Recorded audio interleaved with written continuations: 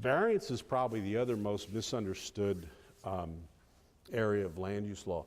A variance is not because it's convenient. A variance is considered a constitutional relief valve. In other words, when you're adopting a zoning ordinance and you say everybody must have this, this, and this on their residential property, there's going to be one property that has a creek next to it, one property that has a rock outcropping, one property that has the two most beautiful oak trees you've ever seen. And in order to let them develop, you might have to let them scoot over into that setback or scoot forward. The last one I saw as part of a public hearing, I was interim city attorney in Sunnyvale a few months ago, and the planning commission had approved one for a home office in a garage. The standard was you had to have 2 covered parking spaces, and even though this person had a small lot, they could have put the office, they could have actually constructed an office towards their bedroom side in the back, but they didn't want to ruin their backyard, so they converted their garage.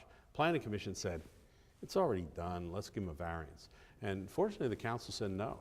And because if you go down that slippery slope of being it's convenient, it's hard to say no to the next person. Now, a lot of cities get around this by putting flexibility in their zoning.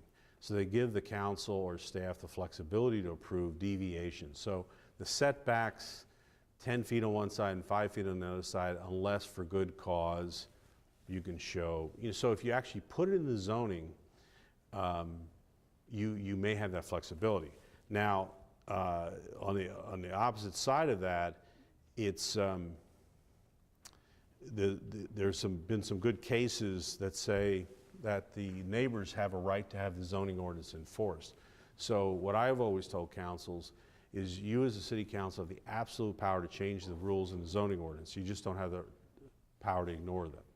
So city attorneys will usually try to find any way to let their council make a legal decision that evening, but when your city attorney really has that look, you might want to pay attention to that, because you don't really need a lawsuit over it.